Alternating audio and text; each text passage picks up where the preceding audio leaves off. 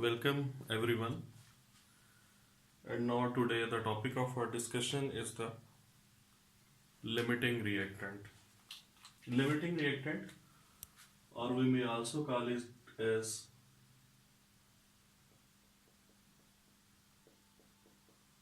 limiting reagent,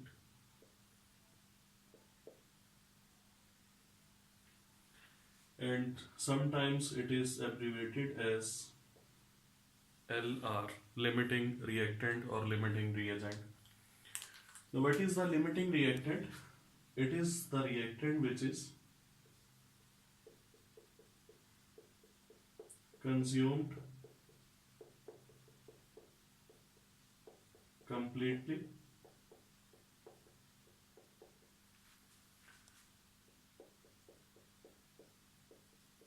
in a chemical reaction.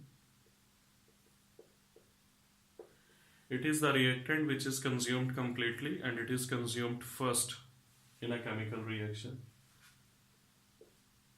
It controls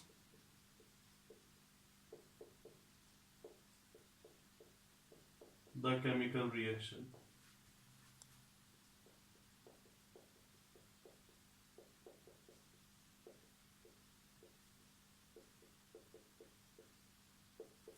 How it controls the chemical reaction, I am going to tell you in a very short period of time.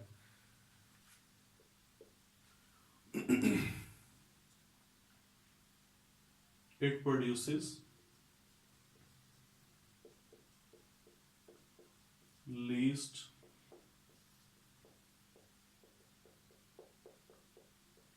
quantity of product under consideration. So limiting reactant can be defined in three ways: that it is the reactant which is consumed completely in a chemical reaction, it controls the chemical reaction, and produce least quantity of the product which is under consideration. And sometimes the MCQ is asked from these 3 points, and obviously the delta option will be all of these, and the question will be that the limiting reactant is the one which. These three statements will be written in alpha, beta and Charlie, and the correct answer will be delta. That will be all of these. Now let us try to understand this concept of the limiting reactants by taking an analogous example. This example is actually just to clearly understand that what is the concept of the limiting reactant. It has nothing to do with chemistry, but to just understand the concept of limiting reactant. Suppose that slice and kebabs, they combine to form sandwiches.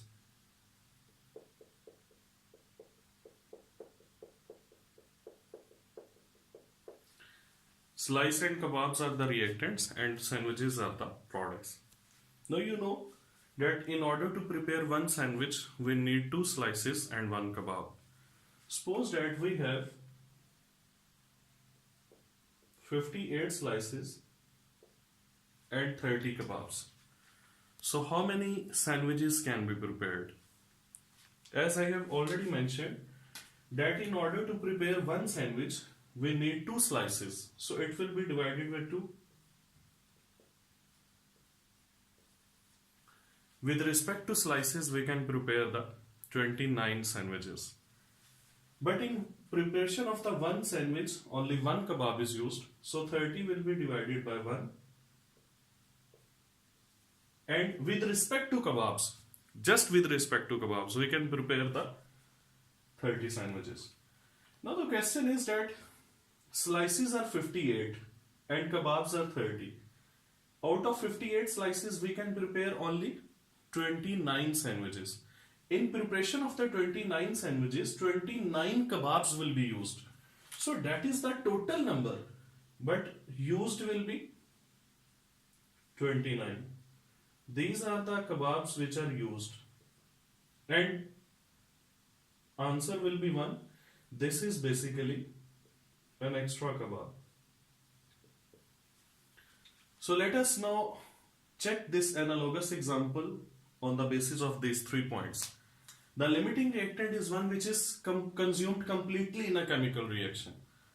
In this example, the slices, they are consumed completely in the preparation of 29 sandwiches. So these slices are completely consumed. While in case of kebabs, we have one extra kebab still left with us. So it is completely consumed. It is the limiting reactant.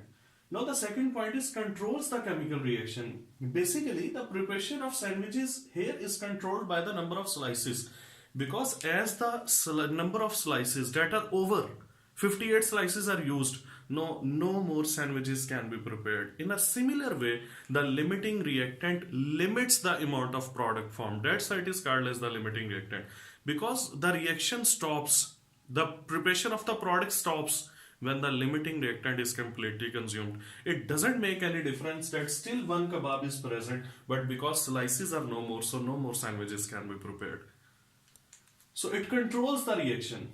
The number of sandwiches is controlled by the number of slices. If it were in the control of kebabs, then even one kebab is present with us. We can prepare one more sandwich, but the problem is that slices are no more. So the controlling factor of this reaction, they are number of slices, not the number of kebabs. Third, produces least quantity of product under consideration. Slices are 58, and because 2 slices are used in preparation of one sandwiches, so we can prepare 29 sandwiches with respect to 58 slices. But kebabs are 30, and because one kebab is used per sandwich, so 30 sandwiches can be made. With respect to slice, we can prepare only 29 sandwiches, but with respect to kebabs, we can prepare the number of kebabs, we can prepare the 30 sandwiches. So slices are that reactant that is producing least quantity of the product which is under consideration, and that is basically the number of sandwiches. This was just an analogous example. There are so many other analogous examples that you can take into consideration just to clear the concept of the limiting reactant. And this example has nothing to do with chemistry. Now let us take an example, actual example, that is related to chemistry.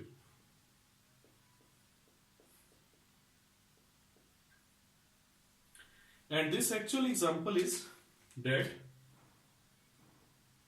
2 moles of hydrogen gas, they react with 1 mole of oxygen gas to produce 2 moles of water. The 2 moles of hydrogen gas react with 1 mole of oxygen gas to produce 2 moles of water. Now, you can see that 2 moles of hydrogen weigh 4 grams, 1 mole of oxygen weigh 32 grams. And when the 4 grams of hydrogen react with 32 grams of oxygen, it is very clear from the equation that 36 grams of water will be formed. Now, these 4 gram, 32 gram and 36 gram, these are the amounts of the reactants and the products which are mentioned by the balanced chemical equation.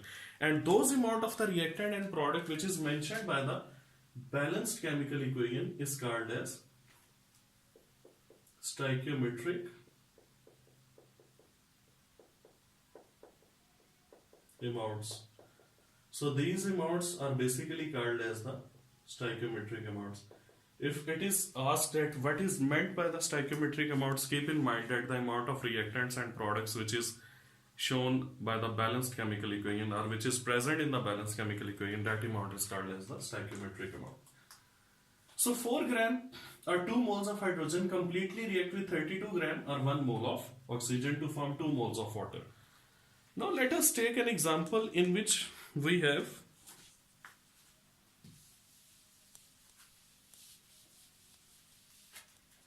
we have 10 moles of hydrogen and we have 10 moles of oxygen. The first question is that identify the limiting reactant. There are certain steps which are used in the identification of the limiting reactant, but we are considering the MCQs, that if the MCQ is asked by giving the amount of the reactants that identify the limiting reactant, then what trick we can apply? What is required? Simply 10 moles of hydrogen, 10 moles of oxygen. When the number of moles are given, you are required to divide the moles with the coefficients. The coefficient of hydrogen is 2, the coefficient of oxygen is 1. What will be the answer now? 10 divided by 2, 5. 10 divided by 1, 10. Again, I am telling you that when the number of moles are given, simply, and you are required to find out the limiting reactant, simply what is required to do? Divide the molar quantities with the coefficients. You will get some answer. And now look at that answer. Focus on that answer which is smaller in magnitude.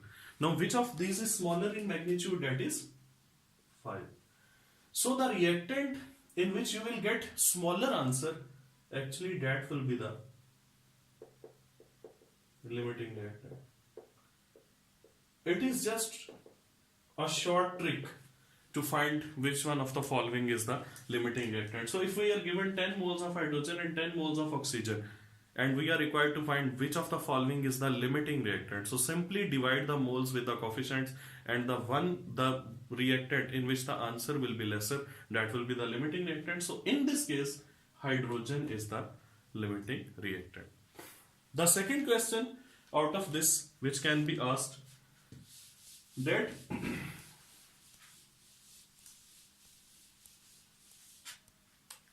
how much water is formed when we have 10 mole of hydrogen and 10 mole of oxygen. When you have found that hydrogen is the limiting reactant, now you will compare the limiting reactant with product. It is quite obvious from the equation that 2 moles of hydrogen, they produce 2 moles of water. So 1 mole will produce 1 mole and 10 moles will produce 10 moles. So the moles of water which are produced, they are the 10 moles. If the moles are required, then the answer is here, which is 10 mole. But if the mass is required, then you will have to multiply the mole with the molar mass and you will get 180 gram of water. So identification of the limiting reactant, number 1. Number 2, the mass of water or the mole of water which are produced. Number 3. Now the third question out of this, when we have 10 mole of hydrogen and 10 mole of oxygen, how much excess reactant will be left behind? Which of the following is the excess reactant? That is oxygen. But in how much quantity the excess reactant will be left behind? In this case now, what will you do? You will compare limiting reactant and excess reactant. Keeping limiting reactant on left, excess reactant on right. Now the limiting reactant is hydrogen and excess reactant is oxygen. It is quite obvious from the equation that 2 moles of hydrogen completely react with 1 mole of oxygen. So its 1 mole will completely react with half mole of oxygen. And how many moles of hydrogen are given? That is the 10 mole. So it will react with 5 moles of oxygen. The quantity that you will get here, the answer which is here, that is actually the quantity which is used. This is the quantity of the excess reactant which is used. Now the total number of moles of oxygen, that were 10 moles, and out of 10 moles the 5 moles are used, and the remaining excess quantity, that will be the 5 moles. If the number of moles are required, that is 5 mole. But if the mass of the excess reactant left behind is required, you will multiply this 5 mole with the 32 and the answer will be 160 grams. So 160 gram of the oxygen will be left behind at the end of the reaction. So a reactant which is completely consumed, it is limiting, and which is left in some amount at the end of the reaction, that is the excess reactant. I am giving you another shortcut to identify whether this question belongs to the concept of limiting reactant or not. If the mass of two reactants is given, or moles of two reactants are given, and the quantity of one product is required, this question belongs to the, such kind of questions belong to the concept of limiting reactant. Now, let us take some other examples so that the concept must be very strong and clear to you people.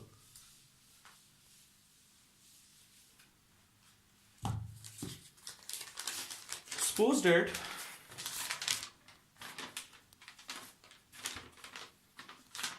CO2 reacts with 2 moles of hydrogen. We get formaldehyde and water. This is example number 2 now.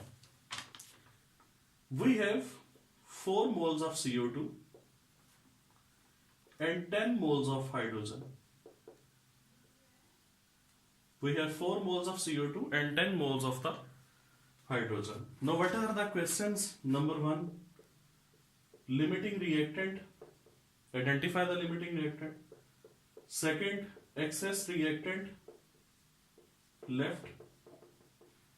And third, mass of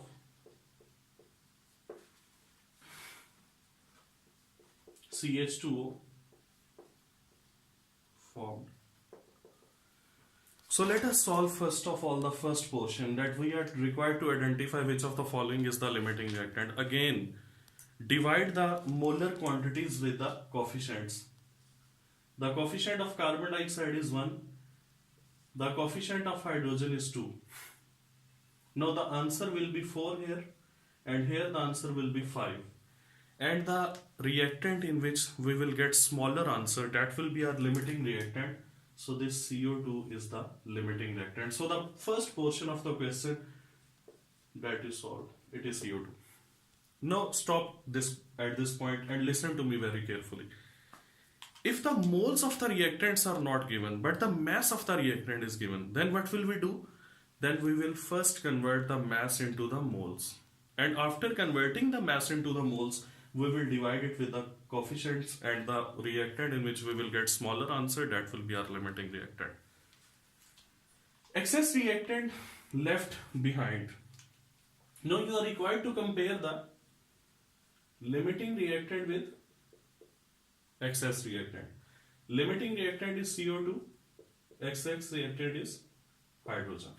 It is quite obvious from the equation that 1 mole of CO2 completely reacts with 2 moles of hydrogen. And how many moles we have? They are the 4 moles. So 4 moles will completely react with 2 into 4, 8 moles of hydrogen. This is the quantity of the hydrogen which is used. So 8 moles are used.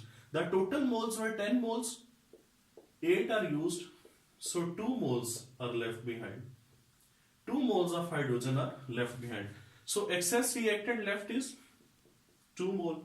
But if the mass is required, then you will multiply it with the molar mass of hydrogen, that is 2.016 or 2. So after multiplying, we will get 4 grams. Now let's solve the third portion. Mass of formaldehyde formed. Whenever the mass of the product is required, you will compare that product with the limiting reactant. So, limiting reactant is CO2 and product is CH2. According to the equation, we can see that 1 mole of CO2 produces 1 mole of CH2 and 4 moles will produce 4 moles. So the mass of CH2 produced, this one are the number of moles of CH2 which are produced, multiplied with its molar mass. 12 plus 2, 14 plus 16, 30. So we will get 120 gram. So the answer of the third part is 120 gram. These are actually the questions which are related to the MCQs. Identify the limiting reactant, how much excess reactant is left behind, and mass of the product formed. All these quantities, all these questions can be asked in the MCQs, even in the short questions, when the molar quantities are, the weights of the reactants are given. Now let us solve a third example.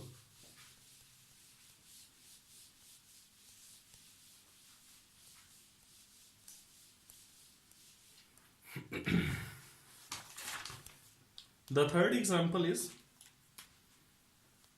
C5H12, you know, that is pentane. It is combusted in excess supply of air, and we get 5 moles of CO2 and 6 moles of H2.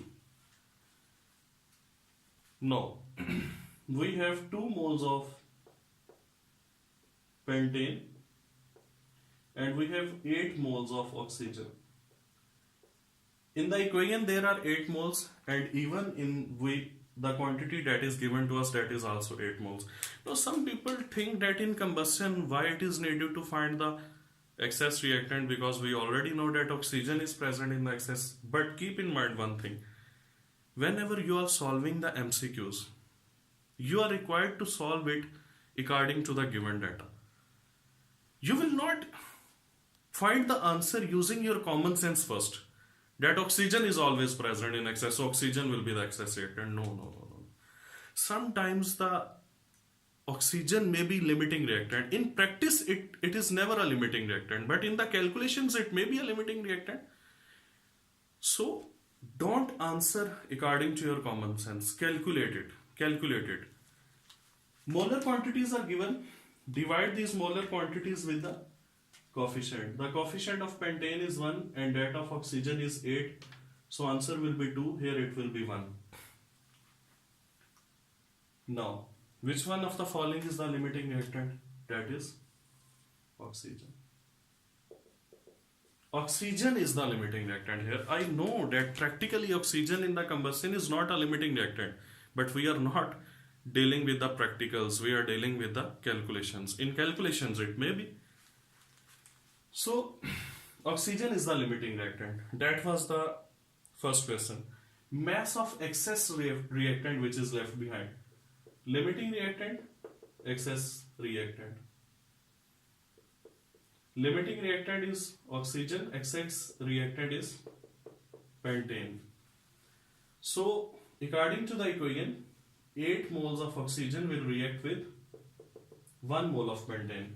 Now 8 moles of oxygen react with 1 mole of pentane, and even we are given the 8 moles. So 8 moles, 1 mole. 1 mole of pentane will be used with 8 moles of oxygen, but we have total of 2 moles. So this quantity is the quantity used. Now the total are 2 moles minus 1 mole. So 1 mole of pentane is in excess, and if the mass is required, just multiply the moles with the molar mass. The third question is mass of water produced. How much water will be produced? When the mass of the product is required, you will compare it with the limiting reactant. So limiting reactant with product. And what is the limiting reactant? That is, oxygen. Now it is obvious from the equation that 8 moles of oxygen produce 6 moles of water. And even we have 8 moles of oxygen. So 8 moles of oxygen will produce 6 moles of water. This one is the number of moles of water that are produced. But if the mass is required, simply multiply it with 80 and you will get 108 grams. So these were the 3 examples to tell you that if the molar quantities or even the mass of the reactants is given, how you can find or identify the limiting reactant, how you can find that the amount of excess reactant left behind, and how you can find the quantity of the product, whether in the terms of moles or mass of the products that is formed, quantity of the product which is formed. So you can calculate all these 3 things. Let's move forward.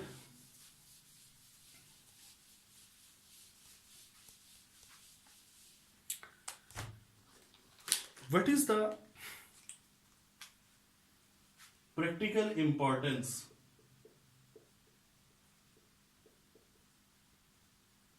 of the concept of limiting reactant. What is the practical importance of the concept of limiting reactant?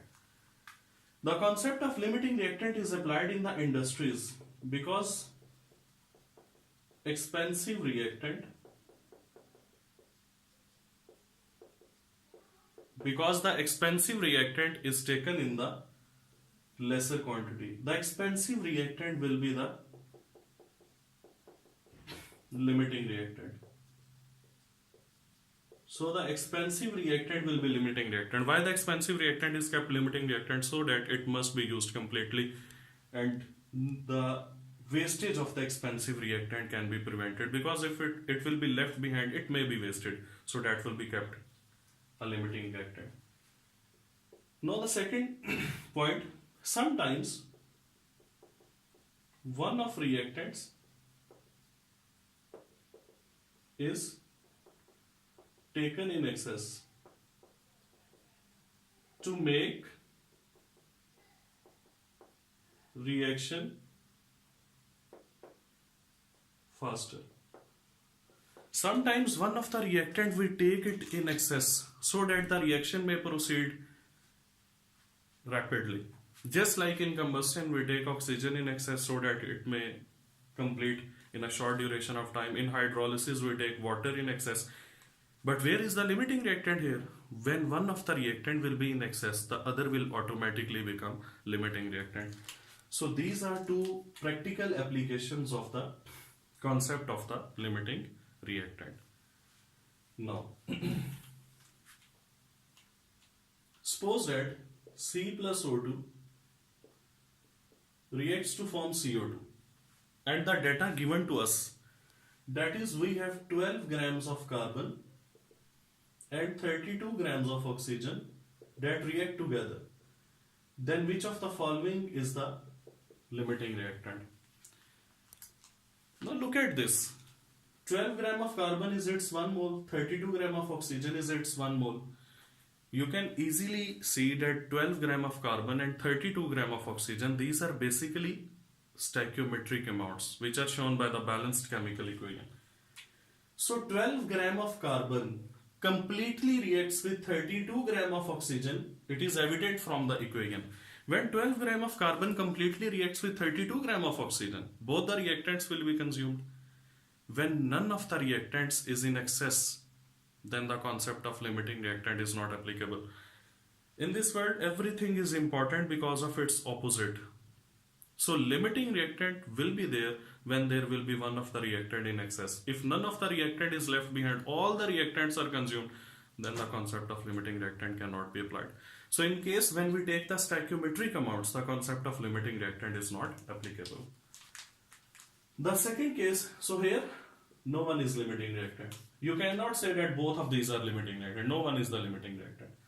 Whenever we apply the concept of limiting reactant, one of the reactant must be in its non-stoichiometric amount. Now, suppose that N2 plus 3H2, they react together to form ammonia in a reversible fashion, and we have 5 moles of ammonia and 15 moles of hydrogen. Which one of the following is the limiting reactant? First of all, look at this. The reaction is reversible, and when the reaction is reversible, it never goes to completion. The ultimate goal of a reversible reaction is to achieve the state of dynamic equilibrium. So when it doesn't go to completion, then none of the reactant will be completely consumed, because the reactants and products both will always be present in the reaction mixture. And when none of the reactant is completely consumed, concept of limiting reactant is not applicable. So concept of limiting reactant is not applicable in two cases: when we take stoichiometric amounts and when the reaction is reversible. In order to apply the concept of limiting reactant, the reaction must be irreversible, and secondly, one of the reactant must be in its non-stoichiometric amount, or even both of them can be in their non-stoichiometric amounts, but at least one of them should be in the non-stoichiometric amount. Now at the last, if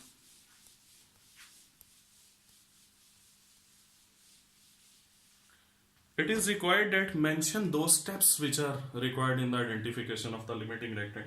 I have given the three examples. Those were the shortcut methods to solve the MCQs, especially for the students of the entry test. But if we ask in the short question that how many steps are involved in the identification of the limiting reactant, so first of all keep in mind that there are three steps that are involved in the identification of the limiting reactant. Now, what are those three steps which are involved in the identification of limiting reactant? The first one is conversion. The second one is stoichiometry. And the third one is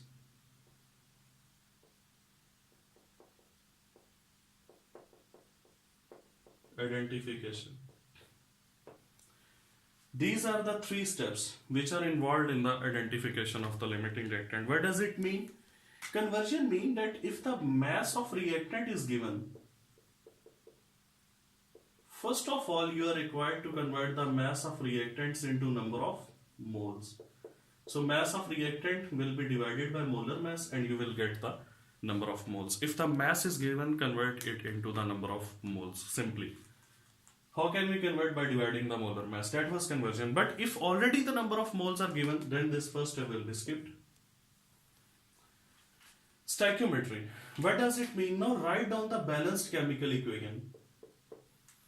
Write down the balanced chemical equation and then find that from the given amount of reactants, how many amount of products we can prepare. This is stoichiometry. That from given amount of reactant, how much products can be prepared by using the balanced chemical equation.